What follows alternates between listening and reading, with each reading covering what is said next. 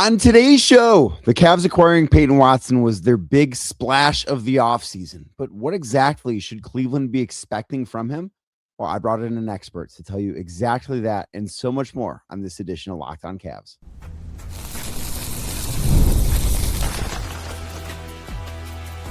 You are Locked On Cavs, your daily Cleveland Cavaliers podcast. Part of the Locked On Podcast Network, your team every day. Hi again, everybody. My name is Danny Cunningham, and I cover the Cleveland Cavaliers over at my Substack, The Inside Shot, and you're listening to the latest edition of Locked On Cavs, where today's episode is brought to you by FanDuel. Join all the action at FanDuel.com to play daily dingers and make your free pick on who's hitting a home run this Major League Baseball season. On today's show, we are focusing on the newest member of the Cleveland Cavaliers. That would be Peyton Watson. We're talking with Swipa from Locked On Nuggets to tell us everything that we need to know about Watson, where he's grown, what he thinks is next for Watson, how he fits in on the Cavs, and kind of how all of this happened. I do quickly want to apologize. My voice a little bit raspy. Been a lot of podcasting the month of August, not one that typically I'm used to talking quite as much as I've had to talk so far this August. My voice starting to go a little bit. So I thought, hey, what a better way to combat this than by bringing somebody else in that can do a lot of the talking and I can do a lot of the question asking. So what we are going to do on today's show is learn more about Peyton Watson than what I think we knew about Peyton Watson going into the show. So as we get started with this conversation, if you could please do me a favor, hit that thumbs up button and that notification bell if you are watching the show on YouTube. And if you're listening to this anywhere you might get your podcast, please hit subscribe. It's the very best way to help grow this show. And now here's my conversation with Swipa. Back on Locked On Cavs is Swipa Cam from Locked On Nuggets, doing a show that I didn't think that we would be doing. I don't think you thought that we would be doing, but Peyton Watson is a member of the Cleveland Cavaliers. I was a little bit surprised. I think like less surprised as time went on, but I think if you would have told me when the offseason started, hey, the Cavs are going to get Peyton Watson in a sign-in trade, I would have been really surprised. And knowing you, I think you would have felt the same way. So I just kind of want to start here. When this news broke last week, what was your reaction to it? I mean, a lot. The biggest one was $22 million. That was very much in line with what my colleagues and I felt like he was deserved to be paid and would have been good for him to grow into. The way restricted free agency works is the team has all the power, so they wouldn't have had to have paid him that much, and so they were trying to see if they can get him at a lower number. But ultimately, it was just a lot of disappointment. I saw Peyton at UCLA, and he was like a flyer for me when I thought about Denver at the end of the first round in 2022. And then he was obviously a rookie when they won the title. I've talked to Peyton in person. I've talked to his people, talked to his family. He's somebody that like I was very high on. Like I, saw defensive talent. And, for Cavs fans, I would go back to 2022-23, watch Peyton's rookie season games versus the Utah Jazz and versus the Golden State Warriors. Peyton Watson blocked Steph Curry 3 times as a rookie in 2023. And I just remember watching him. I'm like, there's a world where he could become like the best defensive player Denver's had since Marcus Camby. And I would always, make note, and he was aware of this, that like I think he's going to be an all-NBA defense player at some point in time in his career. He's super rangy, super long, super athletic, crazy athlete, and everything that like Denver really needed on their roster. So he just felt like somebody that like really fit the ecosystem that Denver was looking for. So it was just really shocking and disappointing how the circumstances and events that led up to his departure from Denver have nothing to do with basketball and everything to do with money. It just further cemented my frustration with the CBA, further cemented my frustration with ownership using money as an excuse to not do a good job in roster building, further cemented my frustration with how they allocated their money and their salary cap in the first place, further cemented my frustration around how they built around Nikola Jokic, that he's played with one all-NBA season player in his entire career, further cemented my frustration that this could have been dealt with a year ago, but they waited, they didn't handle it correctly, and they had a whole plan this year Peyton Watson having an opportunity to develop as an on-ball player started in preseason last year. Again, Dan, you can go watch a preseason game versus the Clippers. They had him running on the bench wing on-ball rep with Jonas Valanciunas, where he was getting assists. The plan was for him to become their secondary defender over the next few years. But then the injuries happened, and then he came back, played well in January, got NBA Player of the Week, and then averaged 23 points a game, shot 43% from three. He was above 85th percentile off-ball scorer this past year. He doesn't do anything well on the ball yet, but it was all a part of the process and the growth trajectory. So, I mean, I know Peyton Watson's game inside and out to a level that maybe his family knows. I guess it's just how closely I've watched him. So it was very disappointing for why. But I'm very happy for Peyton that he got $88 million to grow into over the next couple of years. Well, that's exactly why I had you on, because you've watched Peyton Watson closer than I have over the course of his career, closer than most people in the world have over the course of his career. Just what to you has been most what has changed the most from the time that he came into the league? You mentioned 30th overall pick out of UCLA, developmental guy, to who he is right now as he changes teams for the first time in his career. Oh, man, he was incredibly raw, y'all. He was the first player ever to average 3 points or less and be drafted in the first round. He was a 5-star out of Cali that went to UCLA. He was your prototypical all-NBA future wing projection out of high school, Stanley Johnson type of player or whatever. So he just was a defender. He was a very rambunctious leaper. He was a super athlete. He didn't have great timing, but he would jump for everything to try to block everything.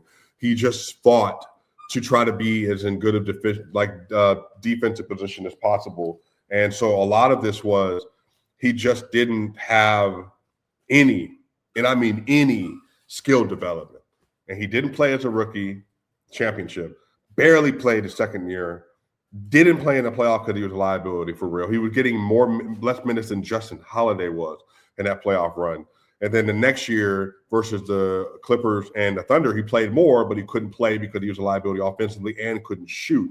And his defense isn't good enough as an on-ball threat to mitigate the offensive issue. But then, I said that one of the things he needs to really work on and go and do is he needs to work on transition, using athleticism, free throw rate, and then his finishing. And he really worked on that stuff and worked on having a mid-range pull-up and stuff as well. So he just has put in the work in the lab. He's everything that you would want from an athlete who believes they should be the best, believes they are a starter, believes they are a star in the league.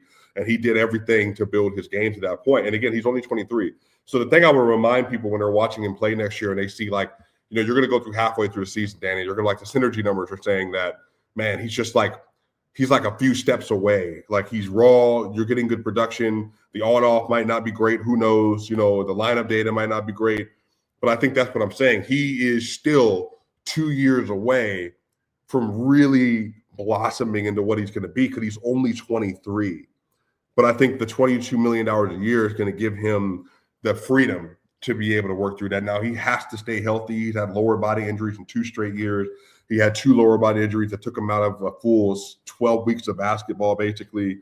So definitely things he needs to continue to work on and get better at. But he has made massive leaps, massive, as a basketball player. And he's shot above 40% from 3 on both corners this year as well. So just imagine James Harden, Donovan Mitchell drives, if he continues to show that kind of promise as well. So to go from being a non-shooter, liability, can't shoot. For instance, he started, Danny, in the 2023-24 season. This is why, obviously, when you cover the team, man, this is why, y'all, the people listening to this, you got to show Danny a lot of love because, this is the thing they do for a living. He played versus the Memphis Grizzlies, Danny. Started at the 4 for Aaron Gordon. It was in Denver, I believe. And the Memphis Grizzlies played Russell Westbrook, Jared Vanderbilt defense on Peyton Watson and said, we're not guarding you. Peyton Watson missed his first 2 threes, and then he went 4 of 8 from 3 the rest of the game, and they won the game. So that should also kind of tell you how Peyton's wired. He, doesn't want that to be him. He never wants to be that guy that's you're the reason things are more difficult for us. So that is a driving force for him. And I think that Cleveland fans, they're going to notice that over the next couple of years for him, that whenever he has something that is a deficiency, he is going to actively work on that thing to improve it because he's aware of it. More with Swipa in just a second, but first, today's show is brought to you by FanDuel. Baseball fans, if you think that you know who's going to hit a home run today, well, FanDuel's giving you a free chance to call your shot with daily dingers. It's easy to play. You just make your free pick for who you think is going to hit a home run in their game. And if you're right, you will receive a profit boost to use on your next bet for a chance at extra winnings. That's right, extra winnings. All you got to do, pick someone that you think is going to go deep. And best of all, you can make a free pick every day throughout the Major League Baseball season. Right now, actually, pretty good time for the Cleveland Guardians coming off a sweep in Colorado over the weekend. Joe Adell is the guy that I've got my eyes on because he's been red hot. He hit a home run in Colorado. I believe that was on Saturday night, if I'm not mistaken, and a couple more hits on Sunday. He's been playing great baseball. Hopefully that carries back into friendly confines for him going back to Los Angeles. Guardians taking on the Angels starting on Monday night. Obviously, that's where Adell has played his entire career until he was traded to the Guardians earlier this month. So you have to hope that maybe that's something that's going to lead to continuing that hot stretch for him. And Daily Dingers, it's another fun way to stay engaged with every day's baseball games, whether you're following your favorite team or maybe you're keeping an eye on matchups across the league, because this is scoreboard watching time in baseball. Every game's got someone capable of going deep, and now you get the chance to make your prediction before first pitch arrives. And if you're ready to play your game today, then FanDuel is the place to go. Join all the action at FanDuel.com. That's FanDuel.com. Again, FanDuel.com to play Daily Dingers and make your free pick on who's hitting a homer. Play ball and swing for the fences on FanDuel, an official partner of Major League Baseball.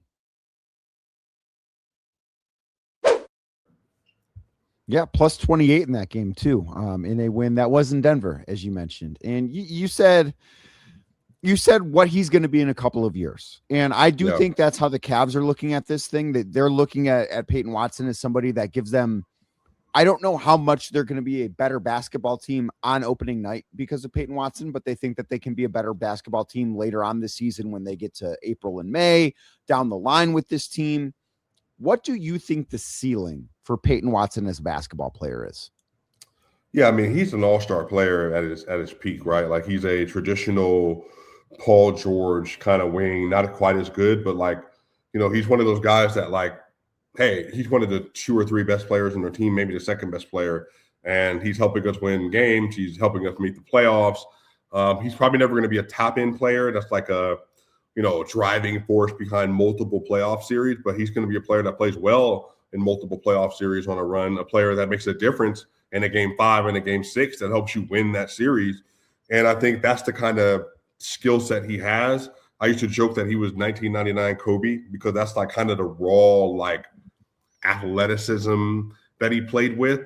So I think his ceiling is for sure like an all-star level wing in the sport and a two-way player that makes a real impact on both ends.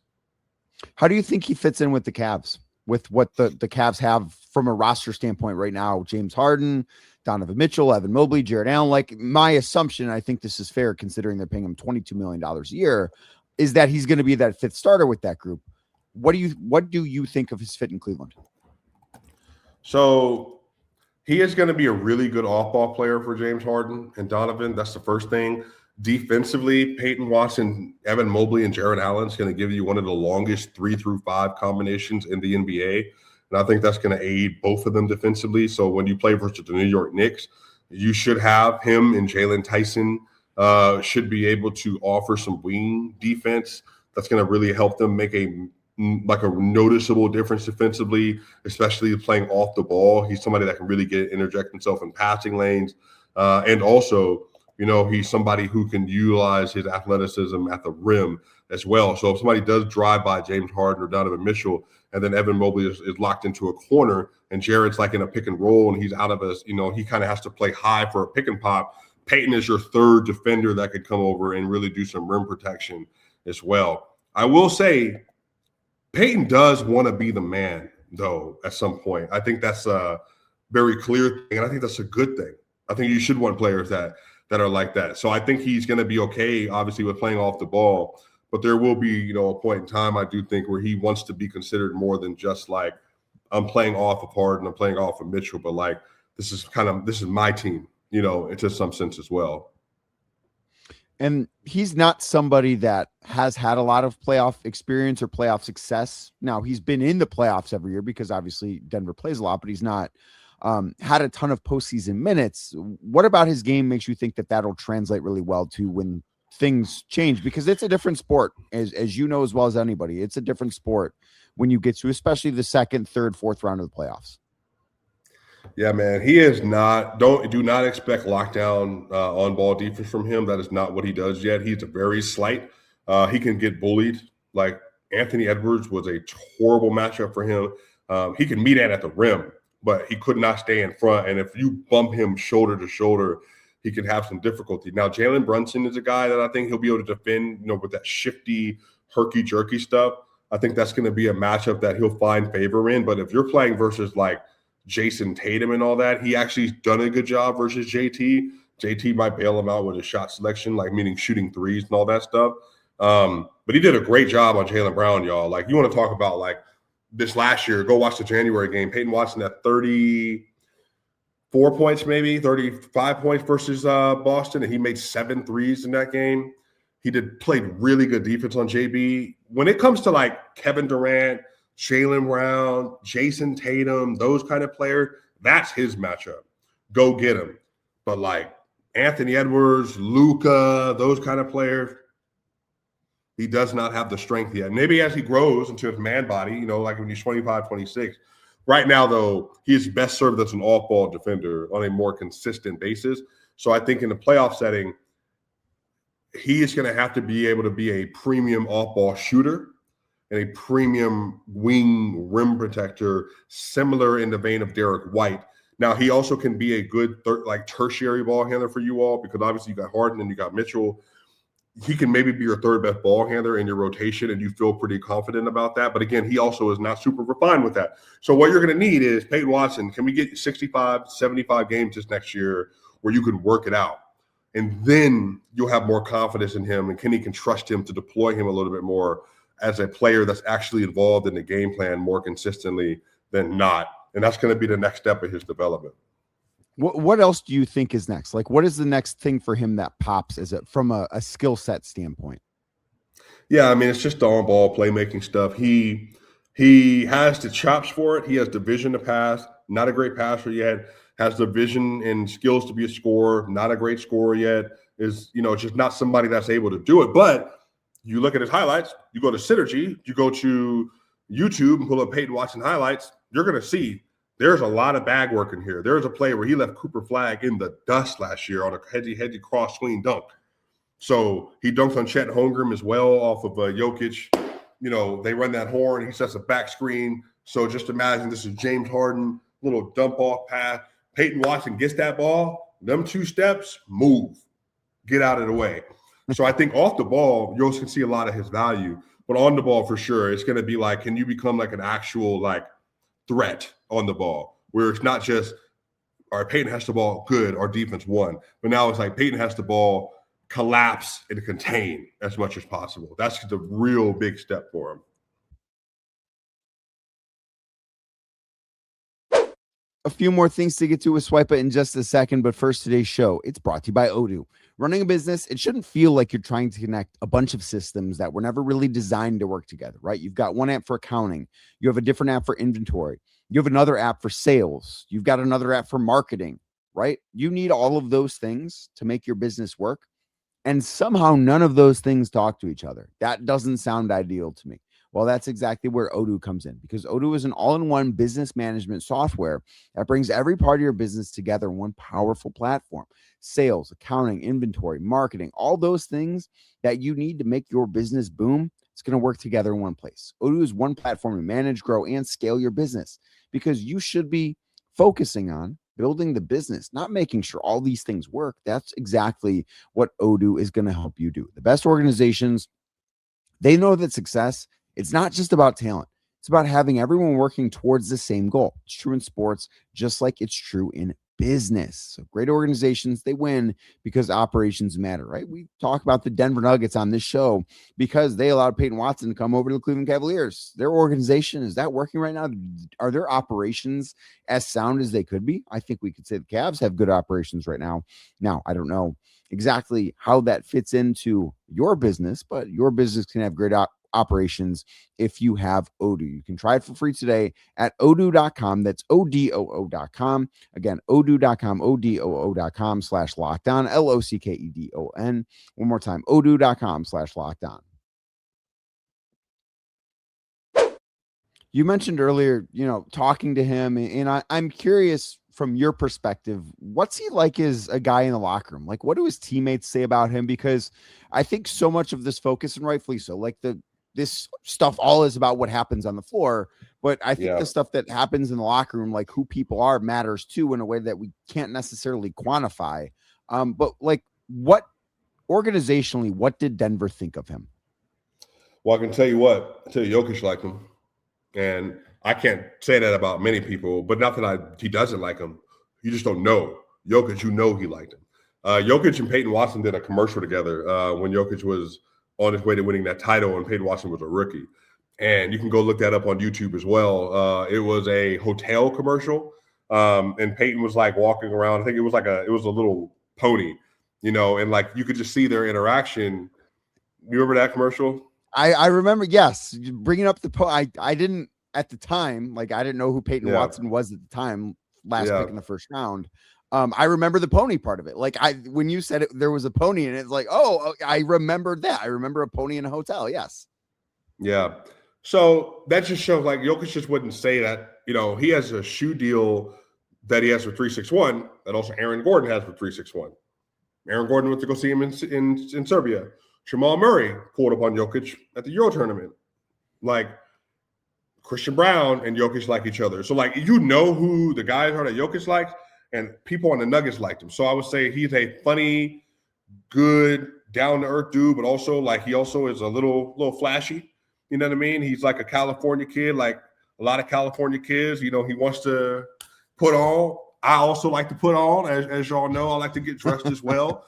So to me, he's an athlete. He fits right in with like other athletes. And so I think he's going to be one of those, people that you like being around and all that kind of stuff. And I think he's going to, if you see him, talk to him, as a fan, obviously respectfully, introduce yourself and, and just like, he's like a genuinely still at this point in his career where he's not ill-touched by the media and hasn't been hounded about negative things. He gets criticism, but it's more like, it's not like, your legacy, like Harden, your legacy criticism, Mitchell, your legacy criticism. So he's still in that sweet spot of growth and projection. So I think he's still finding out a lot because he's 23. So I think some of this I think you should really enjoy this period because these periods are the sweetest before you really get expectations and stuff placed on you. I'll get you out of here with this because the Nuggets did get a Cavs pick back in this trade, 2031 unprotected first-round pick. What are they going to do with that? Are they going to try and improve the roster? Or are they going to just try and unload Zeke Naji's contract with that? How do you foresee that pick being spent? Well, they have a couple seconds now, so if they wanted to upload Zeke, they probably would use those. Like I said, bro, there's a very real world where they're like, hey, man, the Cavaliers are, we'll see what happens with their cap situation 4 years from now. And they're sitting here like, look, Cam playing well. Jamal's playing well. We're on the pace to win 55 games again. We can make an improvement. And they're going to flip and use that 2031 to get another player that fits their system better to make a larger deal work. Or also, they're going to use it to try to, finagle and get multiple players back in order to get underneath the second apron as well, which I know they also want to do. So honestly, bro, who knows, Danny? I mean, I didn't think they would do this. So I could be wrong. Maybe I'm just bad at my job. Because apparently every time I make a good suggestion, they're doing the opposite. I did not think that they would do this without getting a player back. And initially, to go way back, when we were doing the mock draft stuff, remember way back when before the draft happened, I thought, okay, maybe Max Strus for Cam Johnson makes some sense for a Denver perspective. Max makes $16 million this upcoming season. I think Cam Johnson's salary is 22 or 23. It's somewhere in that neighborhood, right? The Cavs could, because you kind of knew they were going to lose Dean Wade. They were going to lose Ken Ellis. They were going to find a way to get under the aprons. I thought that might make some sense from both sides. Never did I think that it would be, hey, Max Strus is part of a trade where the Cavs get Peyton Watson back. And, oh, by the way, Max Strus isn't even going to Denver. I was really surprised that they didn't try a little bit more to get a player back, even if it meant that somebody else had to take on a bad contract. The CBA, man, I don't want to pay $174 million. That move saved them like $60 million. So that's the way it works. Might suck for us, might suck for the media, might suck for the fans. Saved me 60+ million. And that's just what the story is.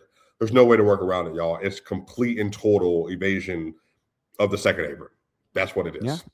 And it looks like the Cavs took advantage of that because they have Peyton Watson, and they should be a better team for it. But Swipa, appreciate the time, man. You are the best. You can check him out over at Locked On Nuggets all the time. And he and I also do Locked On NBA Game Night every Sunday night, Monday morning, depending on when games wrap up during the season. We like to record a little bit earlier during the offseason, but you can listen to us have conversations every single week if you want. My voice hopefully doesn't always sound like this, but appreciate you doing this, man. No problem, bro. It was a lot of fun. A big thanks to Swipa for stopping by and talking about Peyton Watson. He's watched a ton of Peyton Watson games over the past couple of years, and there's not many people that I would trust more to tell us about Peyton Watson's game. I hope you're a little bit smarter about the newest member of the Cleveland Cavaliers. I certainly know that I am. So if you could do me a favor, please, as we get out of here, and make sure that you're subscribed wherever you get your podcasts. It's Apple, that's Spotify, and that's on YouTube as well. And if you're watching the show on YouTube, please thumbs up button, notification bell. It goes a long way to help grow this show. And I will be back a little bit later talking so much more about the Cleveland Cavaliers.